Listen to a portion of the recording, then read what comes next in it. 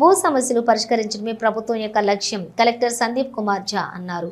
రాజన్న సిరిసిల్ల జిల్లా ముస్తాబాద్ మండల కేంద్రంలో రైతు వేదికలను నిర్వహించిన భూభారతి అవగాహన సదస్సుకు ముఖ్య అతిథిగా కలెక్టర్ హాజరై రాష్ట్ర ప్రభుత్వం రూపొందించిన భూభారతి చట్టం 2025పై అవగాహన కల్పించారు. ఈ సందర్భంగా ధరణి చట్టం, భూభారతి చట్టంలోని వివిధ అంశాలను వివరించారు. అనంతరం కలెక్టర్ సందీప్ కుమార్ ఝా మాట్లాడుతూ రాష్ట్ర ప్రభుత్వం రూపొందించినటువంటి భూభారతి అమల్లోకి వచ్చిందని, ముందుగా రాష్ట్రంలోని 4 మండలాలలో పైలట్ ప్రాజెక్టు కింద ఈ చట్టం అమలు చేస్తున్నారని వివరించారు. రెవెన్యూ వ్యవస్థను బలోపేతం చేసేందుకు ప్రతి గ్రామంలో గ్రామ పరిపాలనా అధికారులను నియమించేందుకు ప్రభుత్వం చర్యలు తీసుకుంటుందని తెలిపారు. ప్రస్తుతం ధరణిలో ఉన్న భూ రికార్డులు భూభారతి చట్టంలో కొనసాగుతాయని తెలిపారు.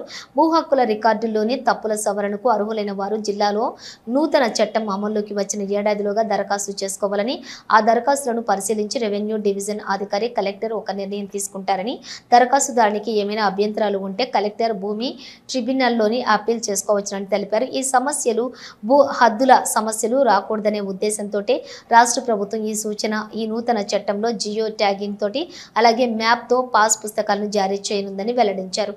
దీంతో రైతులకు దారి సమస్య అలాగే ఇతర ఇబ్బందులు ఎదురుకావని స్పష్టం చేశారు.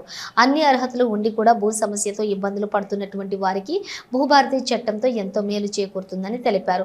అర్హులందరూ కూడా చట్టాన్ని సద్వినియోగం చేసుకుని హక్కులను పొందాలని కలెక్టర్ పేర్కొన్నారు. ఈ కార్యక్రమంలో RDO Radhabai, market committee chairperson Talari Rani, cess director Anjireddy, tahsildar Suresh, RI Raghu, అధికారులు, తాజా మాజీ ప్రజా ప్రతినిధులు తదితరులు పాల్గొన్నారు.